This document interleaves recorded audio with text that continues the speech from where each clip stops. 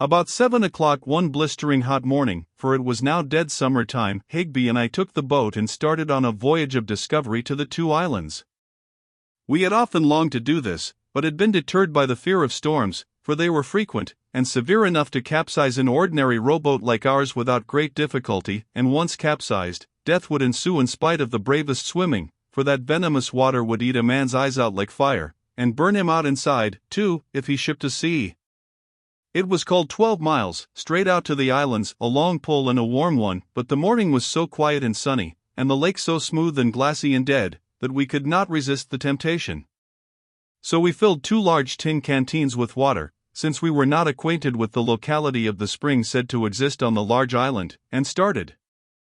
Higby's brawny muscles gave the boat good speed, but by the time we reached our destination we judged that we had pulled nearer 15 miles than 12. We landed on the big island and went ashore. We tried the water in the canteens, now, and found that the sun had spoiled it. It was so brackish that we could not drink it, so we poured it out and began a search for the spring, for thirst augments fast as soon as it is apparent that one has no means at hand of quenching it. The island was a long, moderately high hill of ashes, nothing but grey ashes and pumice stone, in which we sunk to our knees at every step, and all around the top was a forbidding wall of scorched and blasted rocks.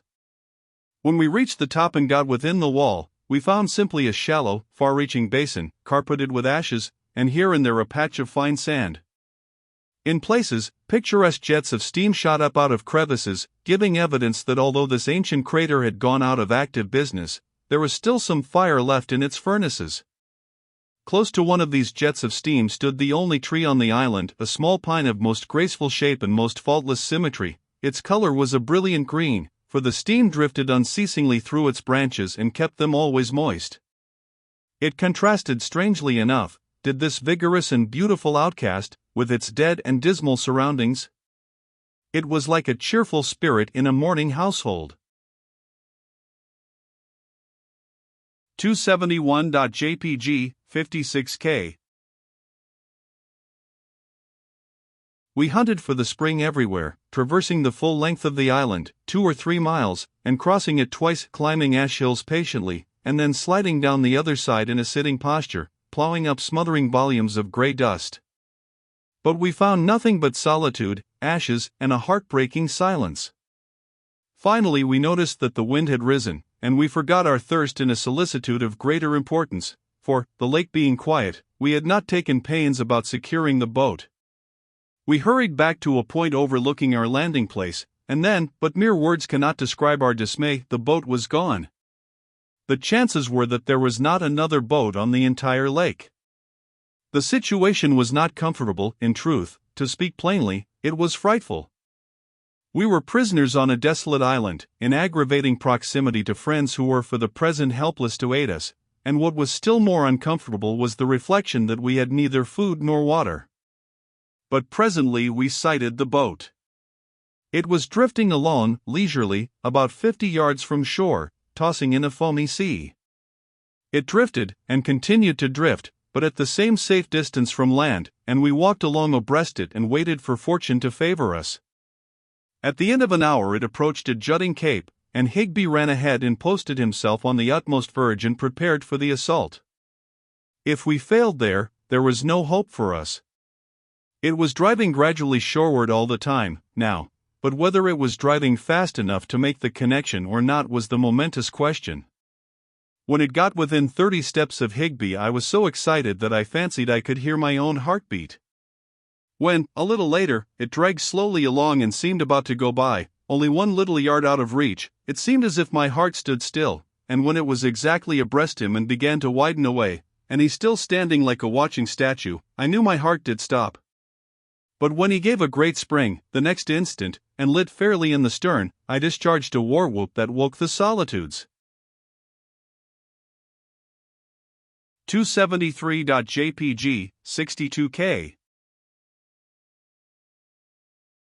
But it dulled my enthusiasm. Presently, when he told me he had not been caring whether the boat came within jumping distance or not, so that it passed within 8 or 10 yards of him, for he had made up his mind to shut his eyes and mouth and swim that trifling distance. Imbecile that I was, I had not thought of that.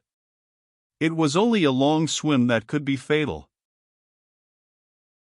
The sea was running high and the storm increasing. It was growing late, 2, 3 or 4 in the afternoon. Whether to venture toward the mainland or not was a question of some moment. But we were so distressed by thirst that we decided to try it, and so Higby fell to work and I took the steering oar. When we had pulled a mile, laboriously, we were evidently in serious peril, for the storm had greatly augmented, the billows ran very high and were capped with foaming crests, the heavens were hung with black, and the wind blew with great fury. We would have gone back, now, but we did not dare to turn the boat around, because as soon as she got in the trough of the sea she would upset, of course. Our only hope lay in keeping her head on to the seas. It was hard work to do this, she plunged so, and so beat and belabored the billows with her rising and falling bows. Now and then one of Higby's oars would trip on the top of a wave, and the other one would snatch the boat half around in spite of my cumbersome steering apparatus. We were drenched by the sprays constantly, and the boat occasionally shipped water. By and by, powerful as my comrade was, his great exertions began to tell on him, and he was anxious that I should change places with him till he could rest a little. But I told him this was impossible, for if the steering oar were dropped a moment while we changed, the boat would slough around into the trough of the sea, capsize, and in less than 5 minutes we would have 100 gallons of soapsuds in us and be eaten up so quickly that we could not even be present at our own inquest. But things cannot last always. Just as the darkness shut down we came booming into port, head on. Higby dropped his oars to hurrah, I dropped mine to help, the sea gave the boat a twist, and over she went. The agony that alkali water inflicts on bruises, chafes, and blistered hands is unspeakable, and nothing but greasing all over will modify it, but we ate, drank, and slept well, that night, notwithstanding. In speaking of the peculiarities of Mono Lake, I ought to have mentioned that at intervals all around its shores stand picturesque turret-looking masses and clusters of a whitish, coarse-grained rock that resembles inferior mortar dried hard, and if one breaks off fragments of this rock he will find perfectly shaped and thoroughly petrified gulls' eggs deeply embedded in the mass. How did they get there? I simply state the fact, for it is a fact, and leave the geological reader to crack the nut at his leisure and solve the problem after his own fashion. At the end of a week we adjourned to the Sierras on a fishing excursion, and spent several days in camp under Snowy Castle Peak, and fished successfully for trout in a bright, miniature lake whose surface was between 10 and 11,000 feet above the level of the sea, cooling ourselves during the hot August noons by sitting on snowbanks 10 feet deep, under whose sheltering edges fine grass and dainty flowers flourished luxuriously, and at night entertaining ourselves by almost freezing to death. Then we returned to Mono Lake, and finding that the cement excitement was over for the present, packed up and went back to Esmeralda. Mr. Ballou reconnoitered a while, and not liking the prospect, set out alone for Humboldt. About this time occurred a little incident which has always had a sort of interest to me, from the fact that it came so near instigating my funeral. At a time when an Indian attack had been expected, the citizens hid their gunpowder where it would be safe and yet convenient to hand when wanted. A neighbor of ours hid 6 cans of rifle powder in the bake oven of an old discarded cooking stove which stood on the open ground near a frame outhouse or shed, and from and after that day never thought of it again.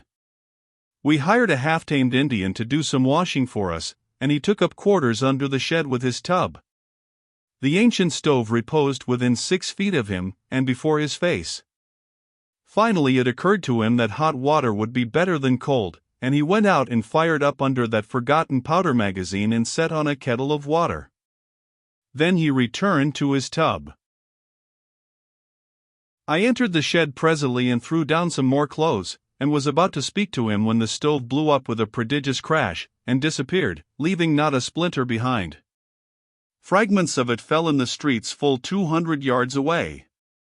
Nearly a third of the shed roof over our heads was destroyed, and one of the stove lids, after cutting a small stanchion half in two in front of the Indian, whisked between us and drove partly through the weatherboarding beyond. I was as white as a sheet and as weak as a kitten and speechless. But the Indian betrayed no trepidation, no distress, not even discomfort.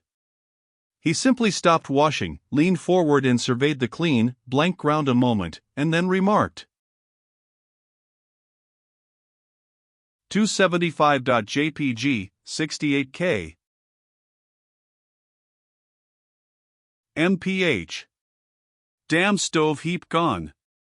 And resumed his scrubbing as placidly as if it were an entirely customary thing for a stove to do. I will explain that heap is Injun English for very much. The reader will perceive the exhaustive expressiveness of it in the present instance. 276.jpg, 30K.